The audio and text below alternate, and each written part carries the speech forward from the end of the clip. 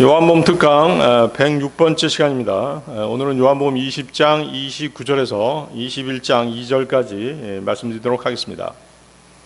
그분의 이름을 통하여 생명을 얻게 하려 함이라가 되겠습니다. 지난 시간에는 나의 주 곧 나의 하나님이라는 제목으로 말씀을 나누었습니다. 도마가 한 말이었죠. 도마는 부활하신 주님이 제자들을 찾아오셨을 때 그 자리에 없었습니다. 다른 제자들이 우리가 주를 보았다라고 말했지만 도마는 믿지 않았죠. 내가 그분의 두 손에 있는 못자국을 보고 나의 손가락을 못자국 안에 넣으며 나의 손을 그분의 옆구리 속에 찔러 넣지 아니하고는 내가 믿지 않겠노라 하고 말했습니다.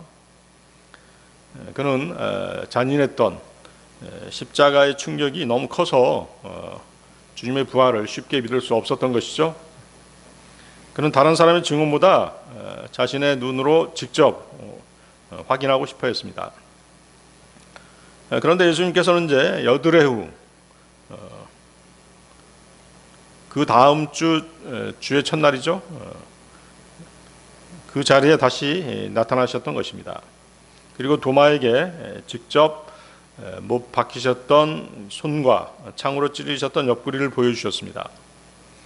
도마가 주님의 상처에 손을 넣었다는 그런 기록은 없습니다. 대신 도마는 주님의 말을 듣자마자 곧바로 외쳤습니다. 나의 주, 곧 나의 하나님이여. 이 고백은 요한복음에서 가장 위대한 신앙 고백 중에 하나입니다. 도마는 예수님을 단순한 스승이 아니라 주님이시며 하나님으로 믿는다라고 그렇게 고백한 것입니다. 도마는 부활하신 예수님의 상처를 보고 모든 의심이 사라졌던 것입니다. 예수님께서는 그 도마에게 자신의 상처를 보여주심으로써 참된 믿음과 평안은 십자가의 희생 위에 세워진다는 사실을 다시금 깨닫게 해주셨던 것입니다. 이 원리는 오늘날 성도들에게도 똑같이 적용됩니다. 우리는 직접 예수님의 상처를 볼 수는 없습니다. 하지만 주님께서는 주의 만찬을 통해서 십자가의 은혜를 계속 기억하도록 그렇게 명령하셨습니다. 주의 만찬에서 빵은 우리를 위해 찢기신 예수님의 몸을 상징합니다. 또 우리가 마시는 잔은 우리 죄를 용서하시기 위해 흘리신 예수님의 피를 상징합니다. 따라서 주의 만찬은 단순한 종교 의식이 아닌 것이죠. 예수님께서 우리를 얼마나 사랑하셨는지를 다시 마음에 새기는 그런 시간입니다. 믿음이 약해지고 열정이 식을 때 우리는 주의 만찬을 통해 다시 십자가를 바라보게 되는 것입니다. 주님의 은혜를 다시금 새기게 되는 것입니다. 그래서 우리는 주의 만찬에 참여할 때마다 주님께서 나를 위해 몸을 내어주시고 피를 흘리셨다는 사실을 다시 마음에 새겨야 됩니다. 도마가 예수님의 상처를 통해 믿음이 회복된 것처럼 지금의 우리도 주의 만찬을 통해서 십자가의 은혜를 새롭게 기억해야 되는 것이죠. 주님과의 교제를 회복하고 다시 믿음으로 살아갈 힘을 얻게 되는 것입니다. 자, 요한복음 20장 29절로 가겠습니다. 요한복음 20장 29절. 예수님께서 그에게 말씀하시기를 도마야 내가 나를 보았으므로 내가 믿었도다. 보지 않았음에도 믿는 자들은 복되도다 하시니라. 자, 이 구절에서 주 예수님이 도마에게 말씀하신 믿었도다. 거기다 밑줄 쳐보세요. 믿었도다는 뭘 믿었다는 거죠? 뭘 믿었다는 것입니까?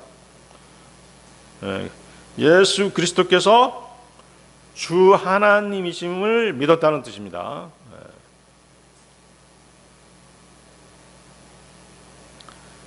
예수 그리스도께서 주 하나님이심을 보지 않고 믿는 자들은 누구예요? 당시 그 제자들과 그 사도들이 전한 복음을 듣고 믿은 사람들이죠. 작금의 그리스도인들은 그분의 못자국이 난 손을 보지 못했습니다.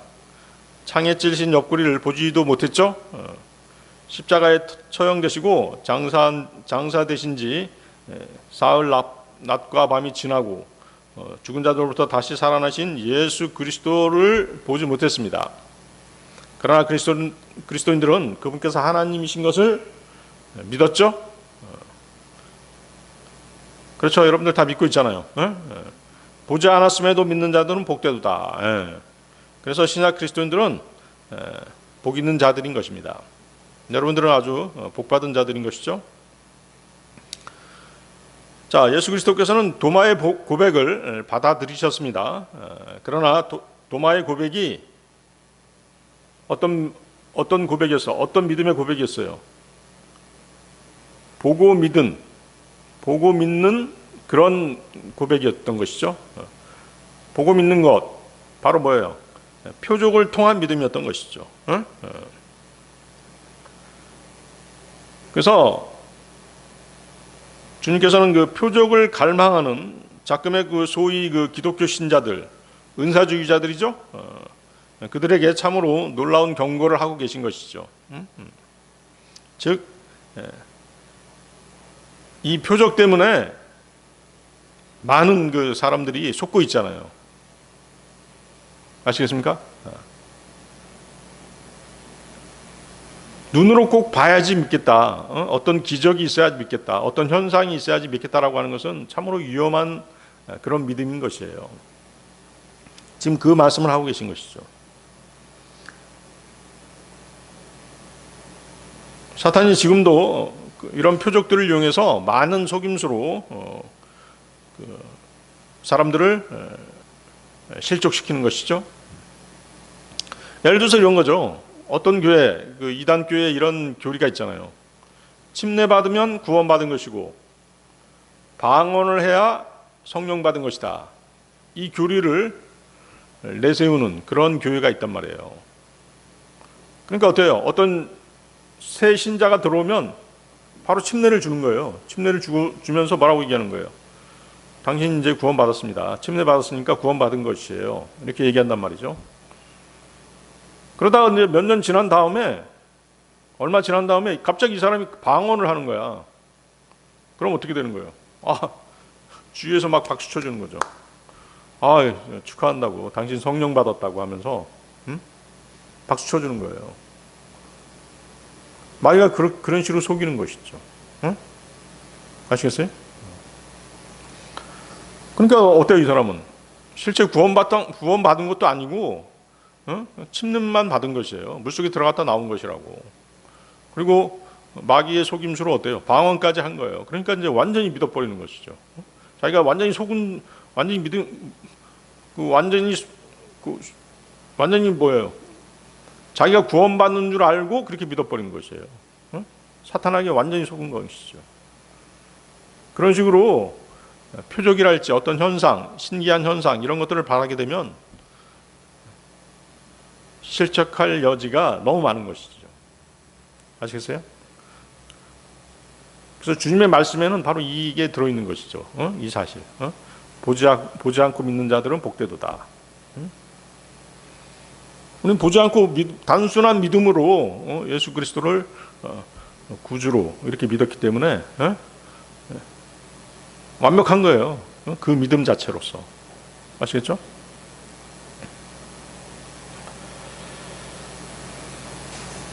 도마는 어땠어요? 도마는 부활하신 그리스도를 꼭 보아야지만 믿겠다라고 그렇게 고집을 부렸죠. 자비로우신 주님께서는 그의 그 간청을 들어주셨습니다. 그 결과 그는 믿게 되었습니다. 그러나 주님께서는 보지 못하고 믿는 자들에게 복이 있다고 제자들에게 말씀하셨습니다. 예수님을 직접 본 사람만 어떤 특별한 믿음을 갖는 것이 아니라는 것이죠. 보고 믿는 것은 오히려 뭐예요? 낮은 단계의 믿음인 것이죠.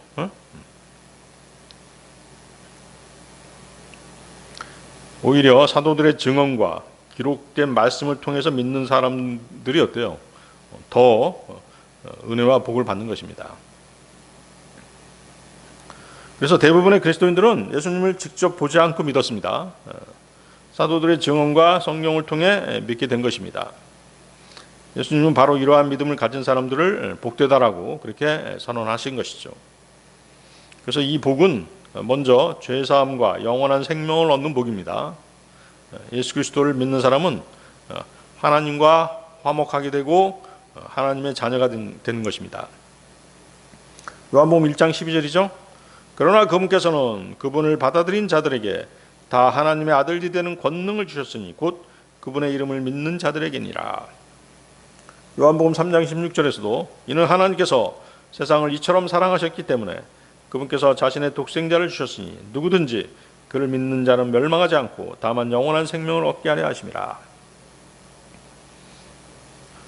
그래서 이 복은 눈으로 보지 못해도 하나님과 동행하는 믿음의 삶을 누리는 그런 복인 것입니다. 믿는 사람은 어려운 환경 속에서도 하나님과의 약속을 의지하며 살아갈 수 있는 것이죠. 이것이 바로 뭐예요? 성경이 말하는 믿음의 삶인 것입니다. 히브리서 11장 1절인데요. 이제 믿음은 소망되는 것들의 실체요 보이지 않는 것들의 증명이로더라. 그렇죠? 믿음은 소망되는 것들의 실체요 보이지 않는 것들의 증명이로다. 따라서 보지 않고 믿는 자들의 복이라는 것은 예수님을 직접 보지 못했어도 성경 말씀을 믿어서 구원을 받은 사람들인 것입니다. 그렇게 믿은 사람들은 하나님의 자녀가 되고 하나님과 함께 살아가며 장차 영원한 생명을 누리게 되는 그런 복을 받는 것입니다. 예수님은 이러한 믿음을 모든 시대, 모든 그리스도인의 가장 귀한 믿음으로 인정하셨던 것입니다. 그리고 복이 있다 그렇게 선언하신 것입니다. 자, 요한은 이 복이 어떻게 주어지는지를 요한복음 20장 31절에서 설명합니다. 여러분들 요한복음 20장 31절 보십시오. 31절 먼저 보겠습니다. 그러나 이것들이 기록된 것은 너희로 하여금 예수님께서 그리스도이시며 하나님의 아들이심을 믿게 하려 하며 너희가 믿음으로써 그분의 이름을 통하여 생명을 얻게 하려 함이라. 기록된 말씀을 읽고 예수님께서 그리스도이심을 믿어서 생명을 얻게 하려는 것, 이것이 자신이 복음서를 기록한 목적이라고 요한은 밝히고 있는 것입니다. 따라서 보지 않고 믿는 믿음은 맹목적인 믿음이 아니라 성경 말씀을 신뢰하는 믿음인 것입니다. 그 결과 구원과 영생이라는 가장 큰 복을 받게 되는 것입니다.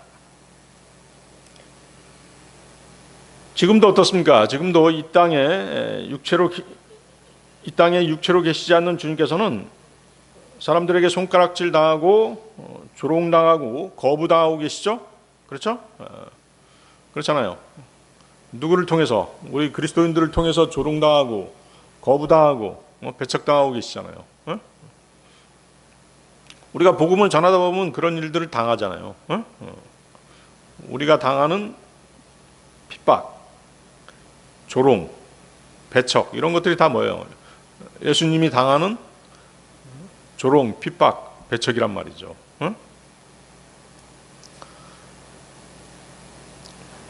그러나 어때요? 그러나 지금의 그리스도인들은 그분을 실제로 보지 못했어도 그분을 믿었죠. 그리고 지금 어때요? 주님을 소유하고 있습니다.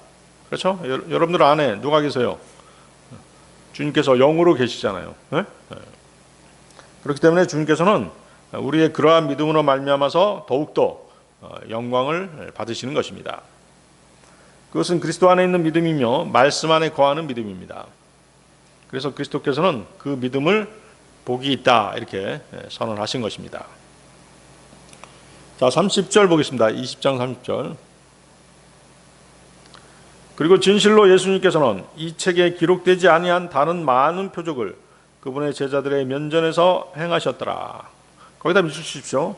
제자들의 면전에서 행하셨더라. 주님께서 많은 그 표적, 이적, 기적을 행하셨잖아요. 근데 여기서는 뭐만 얘기하고 있는 거예요? 제자들의 면전에서 행한 표적만을 얘기하시는 것이죠. 그래서 요한 사도가 말하는 다른 많은 표적은 무엇이에요? 그리스도께서 이 땅에 오셔서 지상 사역을 수행하시는 동안에 보이셨던 그 모든 표적을 말하는 게 아닙니다. 주님의 공생의 기간에 행하신 표적의 대부분은 누구를 향한 것들이었어요? 일반 백성들을 향한 표적들이었죠. 이 구절에서 말하는 다른 많은 표적은 죽은 자들로부터 살아나신 부활하신 주 예수 그리스도께서 하나님이심을 증명하는 표적들인 것이에요. 아시겠어요? 다시 한번, 여기서 말씀하는 표적은 부활하신 주님께서 하나님이심을 증명하는 표적들이다. 그래서 요한은 제자들의 면전에서 예수 그리스도께 행하셨던 다른 많은 표적을 요한복음 20장에 다 기록해 놓지 않았다, 그렇게 말하고 있는 것이죠.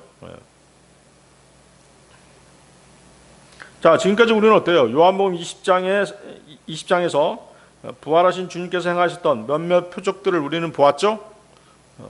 성경 말씀을 통해서 읽었습니다. 자, 어떤 표적이 있었어요? 우선 죽은 자들로부터 살아나신 부활의 표적이 있었죠? 부활의 표적이 있었습니다. 그리고 또 그 부활을 둘러싼 몇 가지 표적들이 있었습니다. 가령 예를 들어서 뭐예요? 예수 그리스도의 그 시체, 그분의 시신을 쌌던 아마천들과 머리에 둘렀던 수건만 고스란히 남아있고 몸만 쑥 빠져나간, 그렇죠? 몸만 쑥 빠져나가서 그 시체는 무덤에서 후련히 사라진 그런 표적이 있었죠. 그리고 무덤 입구를 막아놓았던 무거운 돌, 그것이 굴려져 있었고요. 또 무덤 앞에서 울고 있던 그 막달라 마리아의 뒤에서 부활하신 주님께서 언제 오셨는지 호련히 나타나신 것, 그리고 그녀에게 말씀을 하신 것, 그것 외에도 이제 뭐예요? 그 주의 첫날 제자들이 모인 곳에 문들이 꽉 잠겨 있었는데 어떻게 들어오셨는지 주님께서 들어오셨고 그들 가운데 서 계셨던 것 뿐만 아니라 그들에게 말씀을 하시고 또 어디로 온지 사라지셨다가 일주일 후에 다시 제자들에게 나타나셨던 것. 그때도 어때요? 두 번째 나타나실 때도 역시 문들이 잠겨 있었지만 주님께서는 안으로 들어오셔서 한가운데 서셔서 제자들에게 또 말씀을 하셨던 것. 이런 것들은 뭐예요? 부활하신 주님께서 행하셨던 몇몇 표적들인 것이죠. 부활하신 주 예수 그리스도께서 지금까지 행하신 표적들 가운데서 요한복음 20장에 기록되지 않은 것들도 있었죠.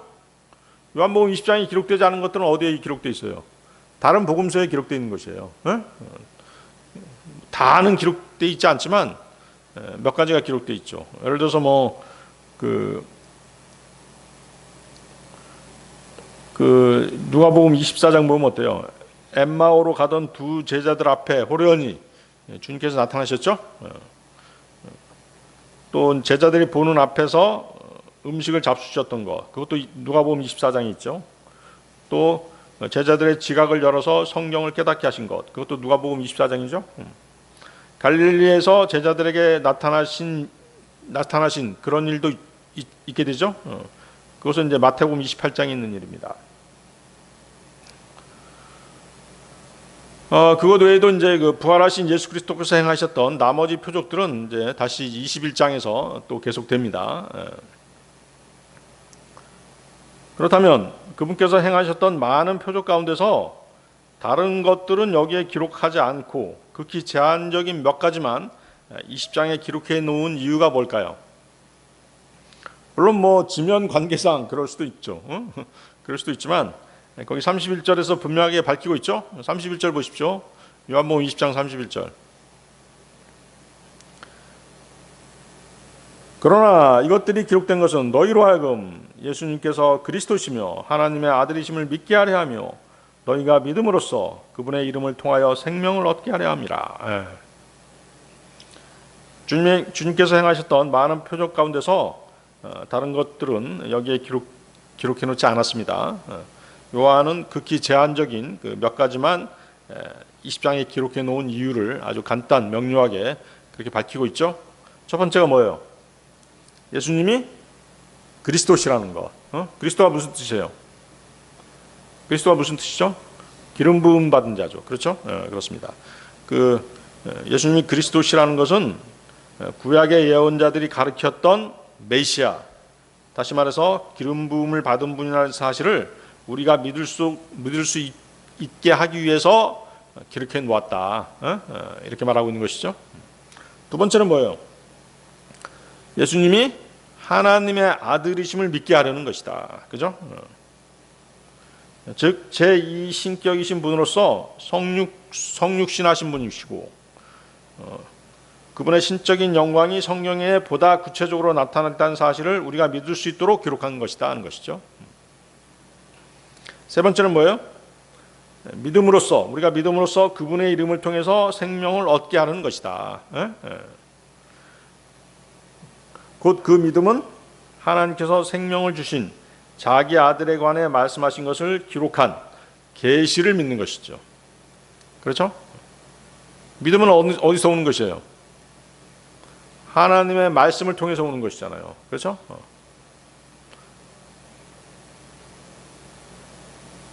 믿음은 어디서 와요? 믿음은 하나님의 말씀을 들음으로써 오죠. 들음으로써 오는데 그 말씀은 하나님의 말씀인 것이죠. 믿음은 들음에서 오고 우리가 듣는 그 말씀은 하나님의 말씀인 것이죠. 그래서 이 세 가지에 초점을 맞춰서 요한은 복음서를 기록한 것입니다. 첫 번째가 뭐야? 예수님이 그리스도시라는 거. 두 번째, 예수님이 하나님의 아들이심을 믿게 하려는 것. 세 번째, 믿음으로써 그분의 이름을 통해서 생명을 얻게 하려는 것. 이 세 가지에 초점을 맞춰서 요한은 복음서를 기록했다라고 그렇게 말하고 있습니다. 부활하신 주님께서 행하셨던 많은 표적 가운데서 일부만 수록한 것은 이것만으로도 충분했기 때문인 것입니다. 예수 그리스도께서 하나님의 아들이심과 그분을 믿음으로써 구원받게 된다는 진리를 사람들에게 알리는 데에 부족함이 없었기 때문인 것이죠. 다시 보십시오. 예수님께서 그리스도시며 하나님의 아들이심을 믿게 하려 하며 너희가 믿음으로써 그분의 이름을 통하여 생명을 얻게 하려 함이라. 그래서 우리는 뭐예요? 예수 그리스도께서 하나님의 아들이심을 믿었죠? 이 사실을 믿음으로써 우리는 예수 그리스도의 이름을 통해 영원한 생명을 얻을 수 있었던 것입니다. 그리고 그 말씀 안에는 모든 것들이 포함되어 있었습니다. 즉 구원과 영생과 영원한 영광 등이 모두 그 말씀 안에 들어있었던 것입니다.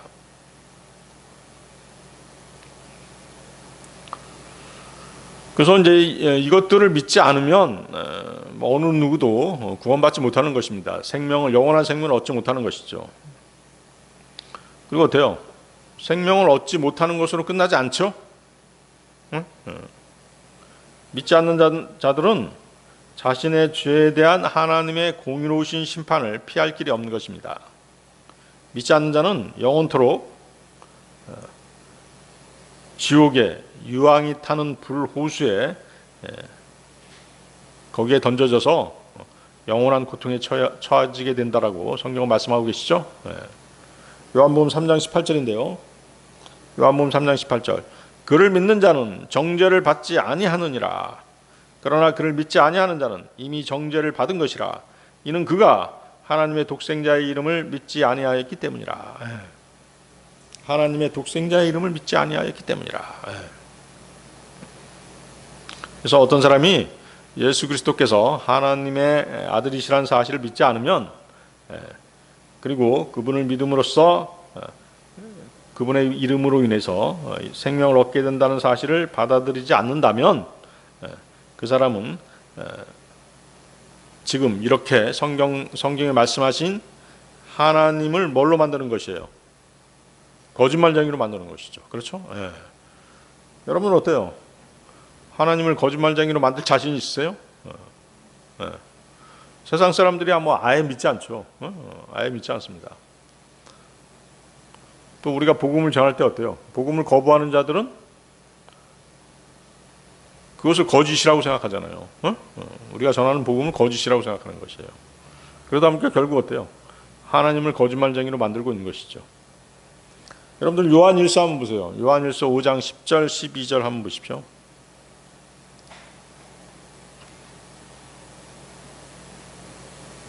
요한일서 5장 10절에서 12절 말씀.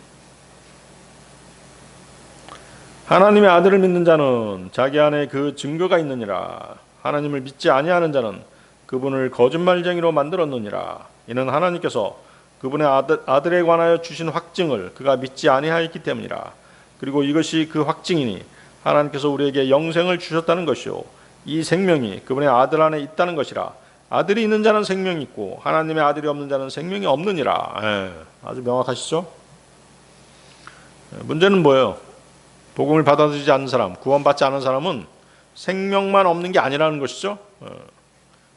요한복음 3장 36절인데요. 요한복음 3장 36절. 아들을 믿는 자는 영원한 생명을 가졌고 아들을 믿지 아니하는 자는 생명을 보지 못하고 오히려 하나님의 진노가 그의 위에 거하느니라.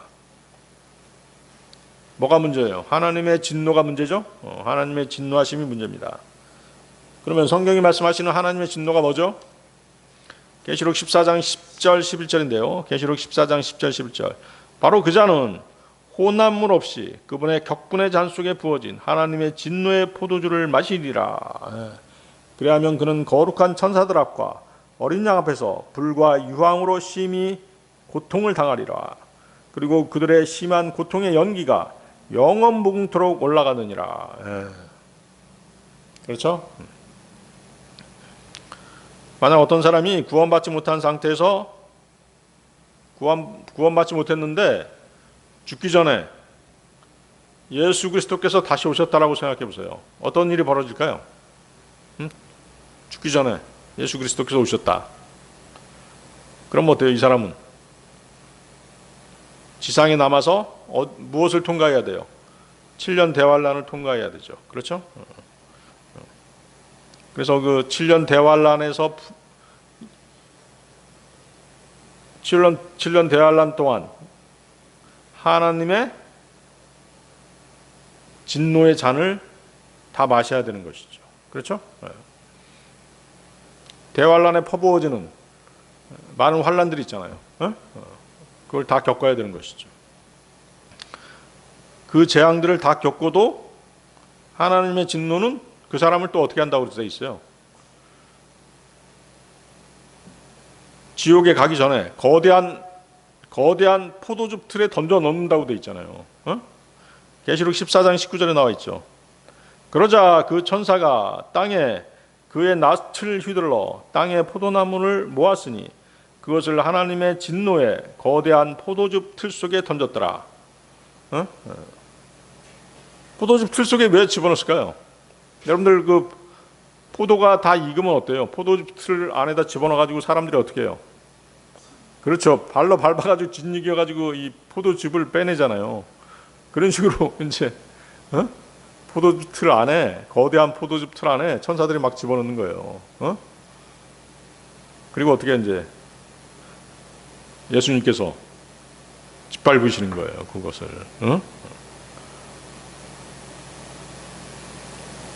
그렇죠? 구원받지 못한 사람들은 예수 그리스도께서 다시 오실 때 휴거되지 못합니다.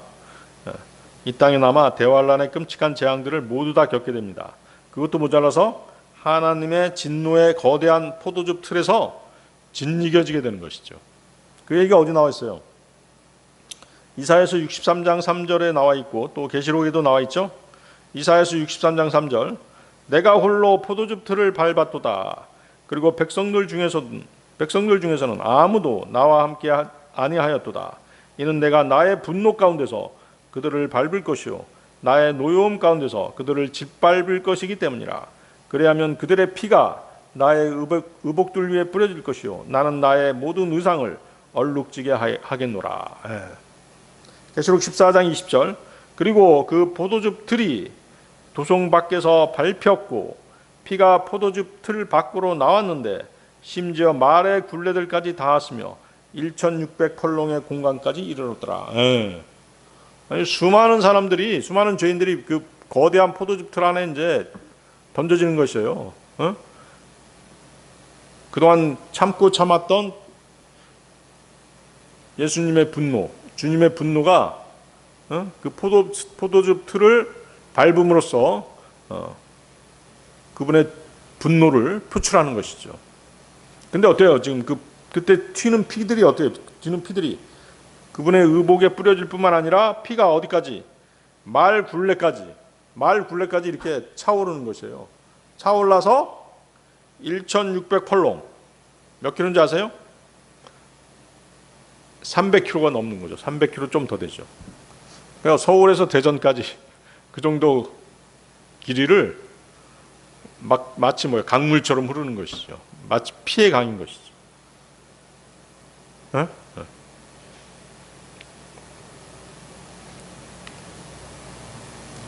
이것으로 끝난 게 아니죠. 이것이 끝난 게 아니잖아요. 그들의 혼, 구원받지 못한 그들의 혼은 나중에 다시 어떻게 돼요? 불호수에 던져져서 영원토록 고통 가운데 불태워지는 것이죠.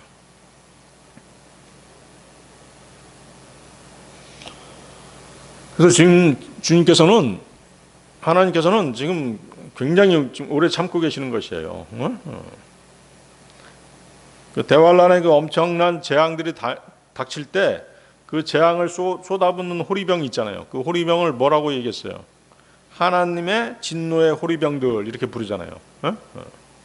계시록 16장 1절이죠. 계시록 16장 1절. 그리고 내가 성전에서 나와서 일곱 천사에게 말하는 커다란 음성을 들었으니 너희의 길들을 가서 땅 위에 하나님의 진노의 호리병들을 쏟아부으라 하였더라.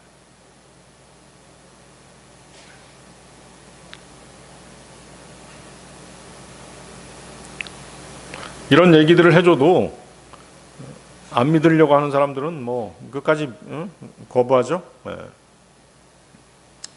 자, 요한복음 21장으로 가겠습니다. 이제 마지막 장입니다. 요한복음 21장 1절 보십시오. 이 일들이 있은 후에 예수님께서는 티베리아스 바다에서 다시금 제자들에게 자신을 보이셨더라. 그런즉 그분께서 이런 식으로 자신을 보이셨더라. 자, 21장이 이제 요한복음의 마지막 장입니다.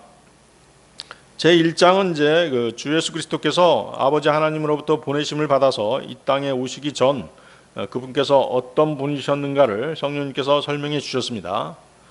그런 의미에서 제 1장은 일종의 도입부였죠. 마지막 21장은 요한복음을 끝맺는 에필로그라고 할 수 있겠습니다. 21장은 예수 그리스도께서 아버지께로 돌아가신 후에 이 세상을 어떻게 다스리는가에 대해서 매우 깊이 있고 상징적인 그런 이야기들을 우리에게 들려주는 그런 장이 되겠습니다. 거기 예를 들어서 거기 21장 서두를 보면 제자들이 이제 고기를 잡으러 바다에 다시 나갑니다. 주님께서는 이미 그들과 함께 계시지 않죠. 부활 승천하시기 때문에 제자들하고 함께 계시지 않습니다. 그래서 어때요? 제자들은 어딘가 모르게 외롭고 또 무기력해 보이는 그런 모습이죠. 그러니까 어때요? 이제 할 일이 없으니까 다시 어때요? 직업 어부들이었잖아요. 직업 어부들이었던 사람이 몇 사람 있었죠? 그래서 이제 그물을 던지게 되죠. 바다에 나가서 밤새도록 고기를 잡습니다. 근데 어때요? 고기를 한 마리도 잡지도 못하죠? 그때 예수님께서 바닷가에 나타나십니다. 그리고 그들에게 어디로 그물을 던져라. 그렇게 이제 가르쳐 주시게 되죠. 제자들이 그대로 했더니 그물을 끌어올릴 수 없을 정도로 많은 고기를 잡게 되죠. 자, 이런 사건에는 영적인 의미가 들어있는 것이죠. 어떤 영적인 의미일까요? 제자들이 자신의 능력으로 일을 할 때에는 아무 소득이 없었죠. 하지만 주 예수 그리스도의 능력을 의지했을 때 엄청난 결실을 얻게 된 것이죠. 이런 점에서 제자들의 그 고기잡이 이야기는 아주 깊이 있는 영적인 교훈을 우리에게 던져주고 있는 것입니다. 이 21장 말씀의 그 여러 상세한 설명은 그 사역에 대해 가르침을 받을 수 있는 놀랍고도 완벽한 교훈들을 우리에게 제시해주고 있는 그런 장이 되겠습니다. 자, 앞장 20장에서 우리는 구주께서 평안에 대한 말씀으로 제자들의 믿음에 확신을 주셨습니다. 주님은 그들에게 오순절에 성령을 받게 하셨습니다. 그들로 하여금 죄사함을 선포하도록 유임하시겠다고 약속하셨습니다. 그렇죠? 그렇죠? 오순절에 성령을 받게 하시겠다고 약속하셨잖아요. 또 이제 죄사함을 선포하도록 유임하시겠다고 약속하셨어요. 그래서 이제 그런 일이 있고 나서 이 21장에서는 사도들이 실제로 사역해야 할 일에 대한 상징적인 사건들, 그런 것들을 이제 우리는 보게 되는 것입니다. 그래서 이 사건들은 이제 뭐냐면 장차 복음을 증거하고 진리를 전파하게 될 신약 그리스도인들을 향한 그런 말씀이기도 한 것이죠.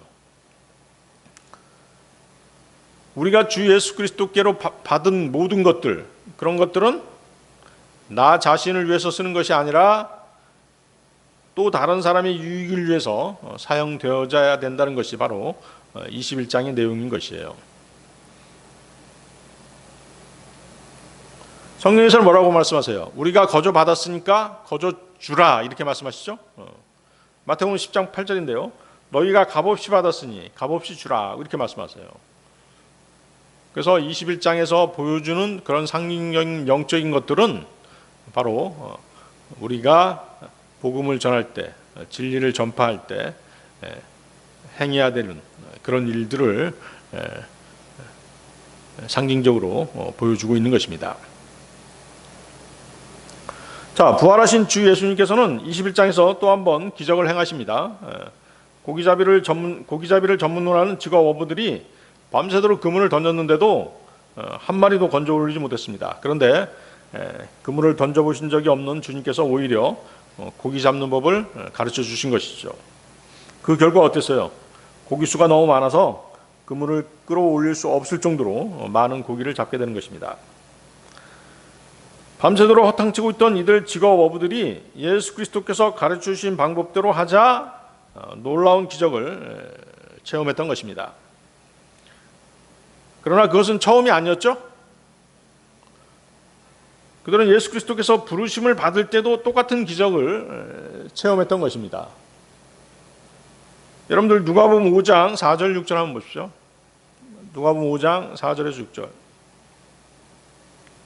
자, 이때는 어떤 때예요? 예수님께서 제자들을 부르실 때죠. 부르실 때예요. 이제 그분께서 말씀을 마치신 후에 친히 시몬에게 이르시기를 깊은 곳으로 진출하라. 그리고 너희의 그물들을 내리고 한 차례 끌어올리라 하셨느니라. 그러자 시몬이 그분께 대답하여 말씀드리기를 스승님, 우리가 밤새 애써 일하였는데 아무것도 잡지 못하였나이다. 그럼에도 불구하고 당신의 말씀에 따라 제가 그물을 내리겠나이다 하였더라. 그래야 그들이 이를 실행하자 그들은 수많은 무리의 물고기를 포획하였고 그들의 그물은 찢어졌더라. 자, 이것이 이제 그 예수님이 제자들을 부르실 때 고기를 낚게 하는, 고기를 잡게 하는 그런 장면입니다. 주 예수 그리스도께서 그들에게 행하셨던 이 기적을 체험하면서 제자들은 예수님의 부름을 받자 자신들의 생업을 버리고 주님을 따라 나서게 되었던 것이죠. 이때 베드로에게 하신 말씀이 있죠. 누가복음 5장 10절, 그 밑에 보십시오. 누가복음 5장 10절. 두려워하지 말라. 이제부터 너는 사람들을 낚으리라. 그렇게 말씀하셨죠. 사람들을 낚으리라. 자, 그런데 이제 어때요? 부활 승천하신 다음에 다시 제자들에게 나타나신 주님은 그들을 떠나시기 전에 그들을 처음 부르셨을 때와 마찬가지로 기적을 또 한 번 행해 보이시는 것이죠.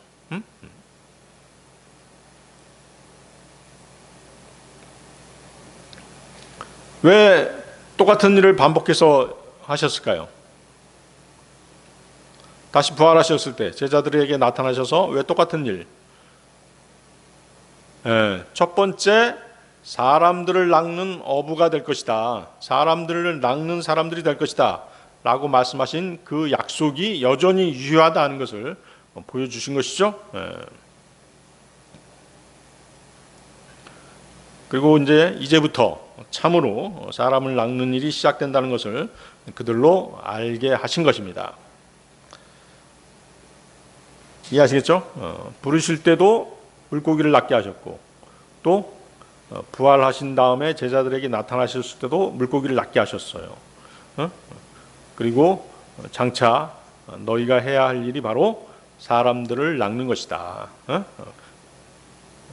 그것을 상징적으로 보여주신 것이죠. 자, 거기 보세요. 다시 돌아가 보세요. 1장 1절, 21장 1절.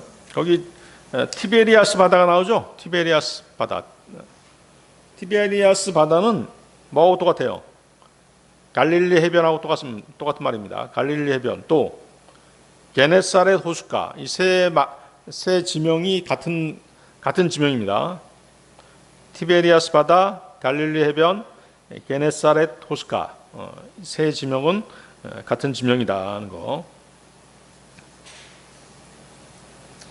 예수 그리스도께서 제자들을 부르기 시작하시고 베드로와 안드레를 만나셨던 곳이 마태복음과 마가복음에서는 갈릴리 해변이었다라고 그렇게 적혀 있습니다.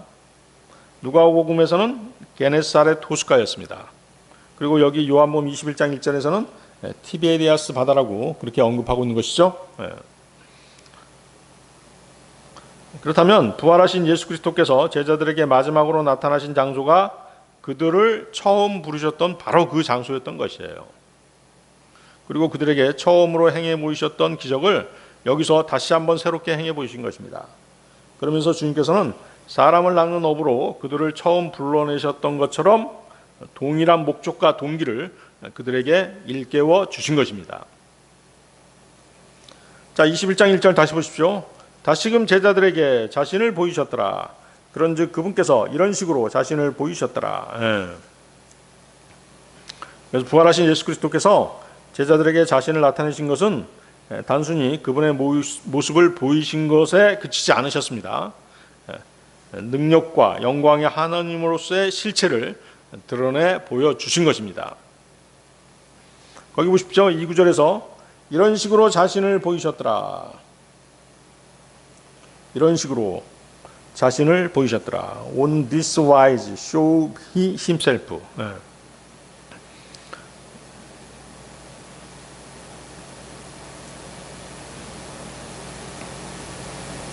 제자들이 여기서 이제 그분을 보았다기보다는 하나님이신 그분 스스로가 제자들에게 자신을 계시해 주신 것이죠. 계시의 믿음인 것이죠. 자, 부활하신 주님은 사람들에게 보이고자 하시면 언제든지 자신의 모습을 드러내 보여줄 수 있으십니다. 또 자신을 감추고자 하시면 또 얼마든지 모습을 드러내지 않을 수 있는 그런 능력을 가지신 분이십니다. 따라서 그 누구도 주님의 부활한 몸을 보고 싶다고 해서 볼 수 있는 게 아니죠. 그 누구라도 부활한 몸을 주님이 스스로 드러내 주셔야지만이 그분의 부활한 몸을 볼 수 있는 것입니다. 이런 의미에서 주님께서 보이신다, show himself는 show himself란 말은 곧 그분께서 나타나신다, appear, 또 드러내신다, reveal, 이런 의미와 같은 것이죠. 그래서 주님께서는 자신이 사용하시고자 하는, 들어 쓰시고자 하는 사람을 불러내시거나 또 어떤 사명을 맡기고자 하실 때 그때 필요에 따라서 그 사람에게 자신의 모습을 나타내 보여주시는 것입니다. 또 어떤 때는 음성으로, 또는 어떤 때는 강한 빛으로 그렇게 나타내 보여주시기도 하셨던 것입니다. 주 예수 그리스도께서는 다마스커스로 가던 그 사울에게, 바울이죠. 바울에게는 빛으로 나타나셨죠. 또 음성으로 자신을 드러내 보여주셨습니다. 사도행전 9장 3, 4절 말씀인데요. 사도행전 9장 3, 4절. 그리고 그가 여정을 떠남에 따라 그는 다마스쿠스에 가까이 왔는데 갑자기 하늘로부터 한 빛이 그의 주위를 비추었더라. 그러자 그가 땅에 엎어졌고 그에게 말씀하시는 한 음성을 들었는데 사울아 사울아 어찌하여 너는 나를 박해하느냐 하시니라. 그렇죠? 바울에게는 이렇듯 음성과 빛으로 나타나셨던 것이죠. 그런가 하면 또 주님께서는 그분을 만나고자 하는 그런 열망을 가지고 찾아 나서는 사람에게도 자신을 나타내 보여주신다고 그렇게 성경은 말씀하십니다. 사도행전 17장 27절 28절인데요. 사도행전 17장 27절 28절 이는 그들로 하여금 주를 찾게 하려 하시며 혹 그들이 그분을 감지하려 할 경우 그분을 발견하게 하려 하심이라. 그러나 그분께서는 우리 각자에게서 멀리 떨어져 계시지 않도다. 이는 그분 안에서 우리가 살고 움직이며 우리가 존재하기 때문이라. 너희 자신들의 시인들 중에서도 어떤 이들이 이는 우리 또한 그분의 후예이기 때문이라 하고 말한 바와 같도다. 그렇죠? 어떤 사람이 주님을 만나고자 한다면, 즉 간절한 마음으로 구원받기를 원한다면 주님께서는 그거 허락하신다는 것이죠. 만나 주신다는 것이에요. 진리를 깨닫게 해주신다는 것입니다. 구원받을 수 있는 길을 열어주신다는 것이죠. 그런데 어때요? 사람들이 원치 않잖아요. 주님 앞으로 나오기를 원치 않죠. 그래서 구원받지 못하는 것이죠. 자, 그런데 이제 우리 구원받은 사람들은 어때요? 우리 구원받은 사람들은 우리가 예수 그리스도를 믿고 거듭나게 되면 그분께서 영으로 우리 안에 직접 들어와 계시죠? 그렇습니다. 그래서 고린도전 3장 16절에서는 너희가 하나님의 성전인 것과 하나님의 영께서 너희 안에 계시는 것을 너희가 모르느냐라고 그렇게 말씀하시는 것입니다. 고린도후서 13장 5절에서도 너희가 믿음 안에 있는지 스스로 점검하고 너희 자신을 입증하라. 너희가 버림받은 자들이 아니라면 예수 그리스도께서 너희 안에 계신 것을 너희 자신이 모르겠느냐?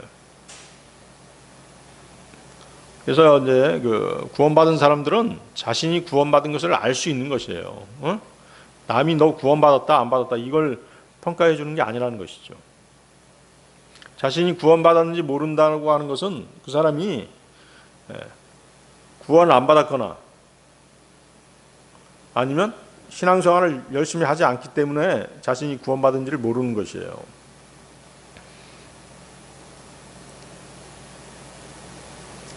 따라서 구원받은 그리스도인이 예수 그리스도를 만나고자 원한다면 그는 자신 안에 들어와 계신 그분을 언제라도 만날 수 있는 것이죠. 항상 구원받은 사람은 그 주님을 지금 만나고 있는 것이에요. 느끼지만 못하고 감지하지 못하고 있는 것이죠.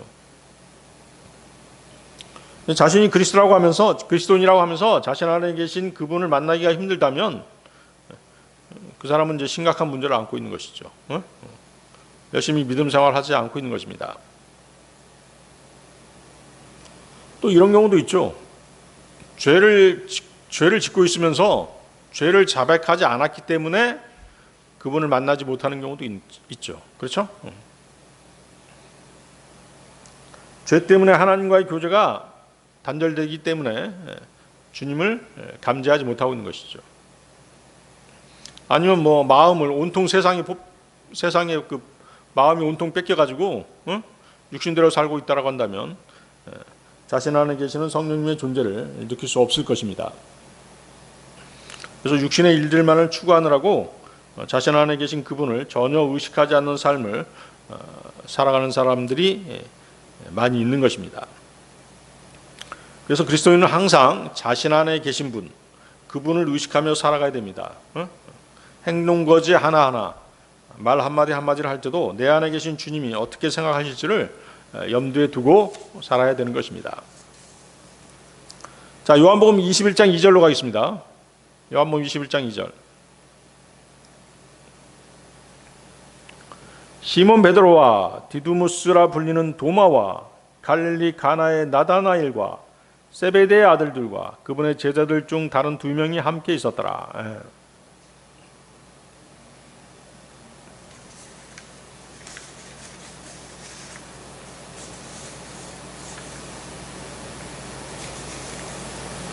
그렇죠? 자, 이 구절에서 이제 그 시몬 베드로가 그 맨 먼저 언급되죠. 베드로는 이제 주님을 3번 부인했었습니다. 그래서 이제 제자의 신분을 일시적으로 박탈당했었죠. 그렇지만 주님께서는 베드로에게 다시 나타나셔서 그를 회복시켜 주셨던 것입니다. 베드로는 비통하게 울면서 회개했었죠. 그 다음에 이제 그 디두무스라 불리는 도마의 이름이 기록되어 있죠. 도마는 부활하신 주님을 보고 그분의 상처들을 만져보지 않고는 믿지 않겠노라고 의심하던 제자였습니다. 도마는 부활하신 주님을 보고는 그분 앞에 엎드려서 나의 주 나의 하나님이여라고 고백을 했었습니다. 거기 세베대 아들들은 누구죠? 세베대 아들들은 이제 요한과 야고보입니다. 형제죠? 둘 다 주님의 제자들이죠? 요한은 어땠어요? 요한은 항상 자기를 소개할 때 뭐라고 소개했어요? 주께서 사랑하는 제자 이렇게 자기 자신을 소개했었죠. 근데 여기서는 이제 그렇게 소개하고 있지 않죠? 아마도 조금 겸손해진 것 같아요. 거기 나다나엘이 나옵니다. 나다나엘. 여러분들 나다나엘 요한복음 우리 할 때 앞부분에 있었죠? 나다나엘은 예수 그리스도께서 처음 그 공개적인 사역을 시작하실 무렵에 누가 소개했어요? 빌립이 주님께 데려왔던 사람이죠. 그는 빌립으로부터 모세가 율법에 기록했고 또 예언자들이 기록한 그 사람을 만났으니 요셉의 아들이신 나사렛 예수님이라는 말을 듣게 되죠. 그때 나다나엘은 어떤 반응을 보였어요?